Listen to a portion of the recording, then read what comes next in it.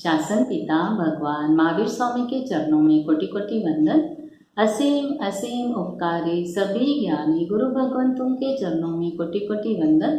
मोक्षगामी सभी आत्माओं को जय जिनेन्द्र। लास्ट वीडियो में हमने बात की थी सती द्रौपदी के पूर्व भोग के बारे में, जो था नागेश्वरी ब्राह्मणी का भव।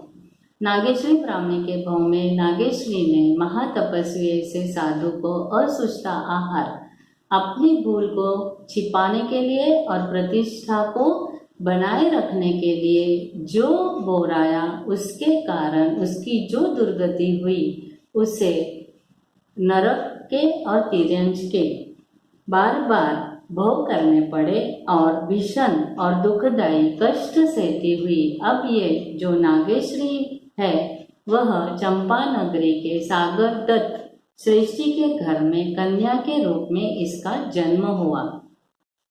धन संपत्ति के साथ उसे सुंदर और सुकोमल शरीर मिला था, इसीलिए उसका नाम सुकुमालिका रखा गया। सुकुमालिका चंद्र के समान बड़ी होने लगी है और अब उसने यौवन में प्रवेश कर लिया है। वह उनके घर के ही छत पर अपने जो दासियां थी उसके साथ सुवर्ण गेंद से खेल रही है, हंसी मजाक चल रही है। और तभी वह जो यह सागर दत्त है वह वहां से अपनी पुत्री को देखकर बहुत ही खुश हो रहे हैं। उसी नगरी में जिनदत्त नाम के एक बहुत ही धनिक सातवाह रहते थे और उसका पुत्र था सागर। एक बार यह जिनदत्त सागर दत्त के भवन से गुजर रहे थे, तब उनकी नजर इस सुकुमालिका के ऊपर गिरी जो खेल रही थी और वह बहुत ही आश्चर्यचकित हो गए उसका रूप और यौवन देखकर। तो उन्हें मन में यह विचार आया कि यह जो है वह मेरे पुत्र सागर के लिए योग्य पुत्र वधू बन सकती है। तभी उन्होंने अपने सेवकों को पूछा कि यह लड़की कौन है। तभी सेवकों ने जवाब दिया कि अपने नगरी के सागर दत्त जो श्रेष्ठी है उनकी यह कन्या है। तब वह घर पे आ जाते हैं और अब जिनदत्त के मन में अपने पुत्र के लिए उसके घर पर जाकर मांगनी करने का विचार आता है। दूसरे दिन वह अपने सारे जो मित्र होते हैं उनको लेकर इस सागर दत्त के घर पर आते हैं और वह अपने पुत्र सागर के लिए उनकी पुत्री सुकुमालिका का विवाह हो ऐसी इच्छा प्रकट करते हैं। तभी जो ये सागर दत्त है तब कहते हैं कि अगर विवाह सुकुमालिका के साथ करना है तो हमारी पुत्री एकलौती हमारी पुत्री है, अभी तक हमने कभी भी उसे अकेले कहाँ पे भी नहीं भेजा है, हम उसको हमारी आंख से ओझल नहीं दे सकते हैं। तो अगर विवाह करना है तो आपका पुत्र जो सागर है वो घर जमाई बनने के लिए अगर तैयार है तो मैं मेरी पुत्री का आपके पुत्र के साथ विवाह कराने के लिए तैयार हूँ। अब ये बात जाकर वह अपने पुत्र को कहते हैं और पुत्र की सम्मति से फिर से सागर दत्त के घर पर आकर वह कहते हैं कि मेरे पुत्र का विवाह अपनी पुत्री सुकुमालिका के साथ होने के लिए हम सभी राजी है। तभी अब विवाह की तैयारी शुरू हो जाती है और एक दिन जिनदत्त के घर से सभी सागर पुत्र के साथ जो बारात लेकर वह यहाँ पे पहुँचते हैं सागर दत्त के घर पे और विवाह की तैयारी हो रही है और दोनों जैसे ही विवाह के लिए वहाँ पे मंडप में आते हैं और विवाह की विधि शुरू हो जाती है। सागर का हाथ सुकुमालिका के हाथ में जैसे ही रखा जाता है वैसे ही ये सागर को एक अलग सी वेदना, यानी सैकड़ों बिछुए काट रहे हो, डंक दे रहे हो, इतनी भयंकर वेदना होने लगती है। तब तो वह कुछ भी नहीं बोलता है, वह वहाँ पे शांत रहता है। जैसे ही विवाह की विधि कंप्लीट हो जाती है और वह घर पे लौटते हैं, रात के समय दोनों शैया पे जब एक दूसरों के पास सोते हैं तभी फिर से सुकुमालिका का स्पर्श जैसे ही सागर को होता है फिर से उसको वही वेदना का अनुभव होता है। वह वहां घबरा जाता है, लेकिन तभी भी वह वहां से उठकर दूसरी शैया में आ जाता है। यहाँ पर सुकुमालिका को नींद लग गई है। जैसे ही सुकुमालिका की आंखें खुलती है और वह देखती है कि उसका पति है वह दूसरे शैया पर सो गया है। अब वह पति के नजदीक जाती है, लेकिन अब सागर बहुत ही घबरा गया है क्योंकि अगर वापस स्पर्श होता है तो मुझे फिर से वही वेदना का अनुभव करना पड़ेगा। और वहां पे वह चुपचाप भागकर अपने घर पर चला आता है। अब ये सुकुमालिका देखती है कि पति कारण पता नहीं है कि क्यों निकल गया है, और वह आकर पिता को बात करती है कि यह जो मेरा पति है वह घर छोड़कर चला गया है। अब ये जो सागर दत्त है वह समझ नहीं पाते हैं और यहाँ जिन दत्त के घर पर आते हैं और पूछते हैं कि वह वापस उसके घर क्यों चला गया। तभी जो सागर है वह सब बातें कहता है कि यह कारण से मैं अब आपकी पुत्री सुकुमालिका के साथ नहीं रह सकता। बहुत दोनों ही पिता और ससुर उसको समझाते हैं, लेकिन सागर कहता है अब कुछ भी होने दो, मैं वापस तो नहीं जाऊंगा, मैं जहर खाकर मर जाऊंगा, लेकिन वापस मुझे सुकुमालिका के पास नहीं जाना है। अब यह जो बात हो जाती है तब वहां पे पता चलता है और ये सागर दत्त अपने घर पे आकर सुकुमालिका को यह बात कहते हैं, उसके छोड़ जाने का कारण भी बताते हैं। तब अब दोनों को चिंता होती है कि सुकुमालिका का विवाह कैसे होगा, क्योंकि यह बात उसके नगरी में अब सभी को पता चलने से कोई भी अपना पुत्र का विवाह सुकुमालिका के साथ करना नहीं चाहता था। पिता को बहुत ही चिंता हो रही थी कि अब सुकुमालिका का विवाह कैसे होगा और कौन उसके साथ विवाह के लिए तैयार होगा।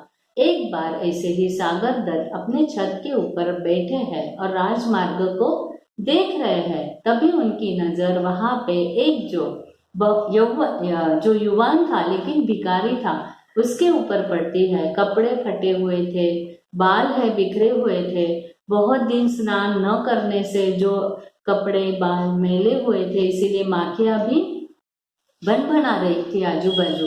लेकिन फिर भी अब पुत्री का विवाह तो करना है, तो मन में विचार आता है अगर इस भिखारी को मैं अच्छी तरह से तैयार कर मिलाकर स्नान कराकर अच्छे कपड़े पहनाकर अलंकार से सुशोभित कर अगर सुकुमालिका के पास उसको विवाह के लिए लेकर जाता हूँ तो शायद सुकुमालिका भी इसके साथ विवाह के लिए सम्मति दे दे। और वह अपने नौकरों को आदेश देता है कि उसको बुलाकर आपको उसे तैयार कराना है, नए कपड़े पहनाने हैं, अलंकार आभूषण पहनाते हैं, सब एकदम अच्छी तरह से उसको तैयार करते हैं और सुकुमालिका को बताने के लिए उसके कक्ष में लेके जाते हैं। जब भी सुकुमालिका को बताया जाता है तभी सुकुमालिका उसके साथ विवाह करने के लिए तैयार हो जाती है। फिर से जब भी विवाह का विधि होना शुरू हो जाता है तभी जो सागर को वेदना की अनुभूति हुई वही वेदना की अनुभूति इस जो भिखारी युवक था उसको भी हुई। वो भी बहुत ही डर गया और वहां पे ही वो सब जो भी उसके पास था वहां पे रख कर वहां से भाग गया। अब ये जो 2 बार यही बातें हुई, इसकी वजह से अब सुकुमालिका को भी लगा मेरे साथ कोई भी विवाह करने के लिए अब राजी नहीं होगा, मैं मेरे संसार में अब कभी भी सुखी नहीं हो सकती हूँ। अब पिता भी सोच में पड़ गए हैं, चिंता में आ गए हैं। अब पिता के लिए एक ही उपाय, यानी वो सुकुमालिका को कहते हैं कि जो तेरे अशुभ कर्म का उदय चल रहा है उसको हमें शुभ में परावर्तित करना बहुत जरूरी है, और उसके लिए एक ही जो उपाय है वह है धर्म। अगर धर्म करते हैं तो हमारे अशुभ कर्मों की जल्दी निर्जरा होकर शुभ कर्म का बंद होने से हो सकता है आप संसार में सुखी हो सकते हो, और उसके लिए दानशील तप भाव का मार्ग अपनाना बहुत ही जरूरी है। इसीलिए तुम कल से एक काम करो कि जो अपने भोजन गृह में भोजन होता है वहां पे जाकर खुद अपने हाथ से भोजन बनाओ और वह भोजन बनाकर गरीबों में बांटो। यह काम आप अगर करते हो तो आपके शुभ कर्म का बंद होगा दान करने से, और हो सकता है कि पूर्व भाव में किए हुए अशुभ कर्म जल्दी उसकी निर्जरा हो सकती है। सुकुमालिका को यह जो बात थी वह बहुत ही रुचिकर लगी और उसने यही करने का क्या कर दिया, प्रारंभ कर दिया। रोज वो बहुत ही अच्छे तरीके से स्वादिष्ट मन लगाकर भोजन बनाने लगी और बहुत ही उत्साह से गरीब लोगों को खिलाने लगी। ऐसे ही एक बार उसके भोजन जो शाला थी वहां पे साध्वी जो गोपालिका बोल के वहां पर आहार गोचरी पाने के लिए उनका पूरा समुदाय वहां पे पधारे और उन्होंने सुकुमालिका के हाथ से गोचरी ली। अब वहां पे साध्वियों को देखकर सुकुमालिका के मन में यह सोच आई कि यह जो है ज्ञानी है, इनके पास कोई तो मार्ग जो मेरे जीवन में प्रॉब्लम है इसका सॉल्यूशन या इसका उपाय इनके पास हो सकता है। इसीलिए वह सुकुमालिका साध्वी गोपालिका को पूछती है कि साध्वी मेरे जीवन में ऐसा क्यों है, क्यों मुझे मेरे साथ विवाह करने के लिए कोई तैयार नहीं है, तो आपके पास इसके उपाय अनुरूप कुछ मंत्र तंत्र या ऐसे कोई यज्ञ वगैरह का उपाय है तो आप मुझे बताइए। अब जो ये साध्वी गोपालिका है वह कहती है कि जैन जो मुनि होते हैं, साध्वियाँ होती है, वह कभी भी ऐसे रास्ते नहीं अपनाते हैं, उनके कल्प में ये बातें नहीं होती है। हाँ, लेकिन हम आपको अगर जीवन में सुखी होना है तो एक मार्ग बता सकते हैं, एक उपाय बता सकते हैं, और वह उपाय है संयम जीवन और चारित्र का पालन, चारित्र का आचरण। अगर आप संयम लेते हो तो आपके जो कुकर्म है, अशुभ कर्म है, उसकी निर्जरा होने से आपके अब जो भविष्य के भाव है वह अच्छे या सद्गति के भाव आपको प्राप्त हो सकते हैं। सुकुमालिका जब यह साध्वी की बात सुनती है तब उसका भी मन ऐसे ही वो निश्चय कर लेती कि हाँ, मुझे अब संयम ही लेना है, और पिता को जाकर वो कहती है अब मुझे इस संसार में नहीं रहना है और संयम को अंगीकार करना है। दीक्षा की तैयारियां और माता पिता की अनुमति मिलने से अब संयम क्या हो जाता है, उन्होंने ले लिया है। संयम लेने के बाद बहुत ही स्वाध्याय ज्ञान में मग्न होकर उन्होंने 11 अंगों का अभ्यास किया और बहुत ही तप में भी रहने लगे। एक बार उसके मन में यह सोच आई कि मुझे बेले के पारने बेला करके सूर्य की आतापना लेनी है, और उसके लिए वह अपनी गुरुनी जो है वह उसकी आज्ञा लेने के लिए जब जाती है तब कहती है कि मुझे आपकी अनुज्ञा हो तो मुझे बेले की तपस्या करके सुभूमि विभाग विज्ञान में सूर्य की आतापना लेनी है, तो इसका आदेश आप मुझे दे दो। लेकिन यह बात जो गोपालिका साध्वी है यह कहती है कि हमारे कल्प में यह नहीं है कि कोई साध्वी उद्यान में जाकर सूर्य की आतापना ले। अगर किसी साध्वी को आतापना लेनी ही है तो उसे स्थानक में रहकर ही उपाश्रय में ही वस्त्र से तन ढककर आतापना लेने का आदेश है। इसलिए तुम्हारा उद्यान में जाकर आतापना लेना योग्य नहीं है। साध्वी सुकुमालिका को गोपालिका साध्वी की यह बात रुचिकर नहीं लगी। वह बिना अनुज्ञा ही उद्यान में पहुंची और सूर्य की आतापना लेने लगी। उसी नगरी में एक ललिता नाम की टोली, यानी जो कहते हैं मित्र मंडली का, एक युवान मित्र मंडली का ग्रुप था जिसमें 5 युवान थे और वह बहुत ही स्वच्छंदी थे। उनकी मनमानी करने से उन्हें कोई भी नहीं रोक सकता था। ऐसे ही वह ललिता जो ग्रुप है वह चंपा की सुंदर गणिका देवदत्ता के साथ उद्यान में आई हुई है और घूम घूम कर आनंद ले रही है। अब जो आनंद ले रही थी ललिता, अब वो 5 पुरुष में से यह देवदत्ता गणिका है, वह एक जगह स्थिर हो जाते हैं। यह देवदत्ता गणिका का जो सिर है वह एक पुरुष के गोद में वह सिर है, और एक ने छत्र धारण कर लिया है, और एक युवक है वह केश कलाप सजाने लगा है, और एक उसके पैरों में मेहंदी लगाने लगा है, और जो 5वां है उस पर चंवर झुलाने लगा है।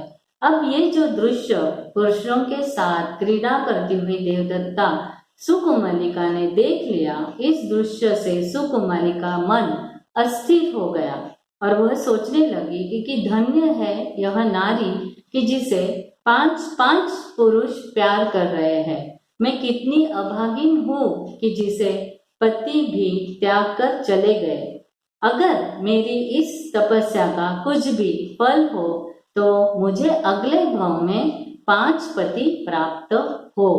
सुकुमारिका साध्वी इस प्रकार निदान करके गुरुनी के पास वापस आई, पर अब उसका जो तप करती थी उसका मन तप में बिल्कुल ही सुख का अनुभव नहीं करता था। वह संयम में शिथिल होने लगी और शरीर विभूषा में वह स्वसमय अधिक बिताने लगी। अपने हाथ पैर मुंह को बार बार धोती थी और जल से भूमि को शुद्ध करके फिर उस पे बैठकर वह स्वाध्याय करती थी। सुकुमालिका साध्वी का यह शिथिलाचार साध्वी के जो वरुण था उसको बिल्कुल ही पसंद नहीं आया।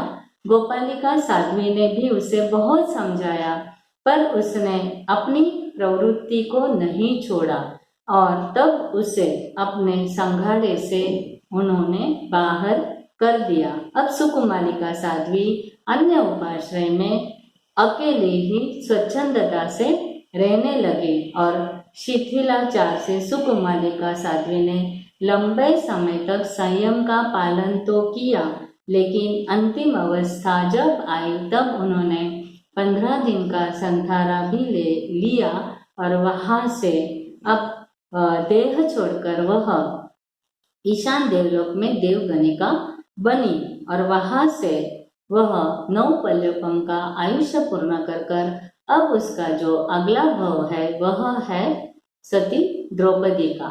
जो सती द्रौपदी के 5 पांडव उसके पति बने।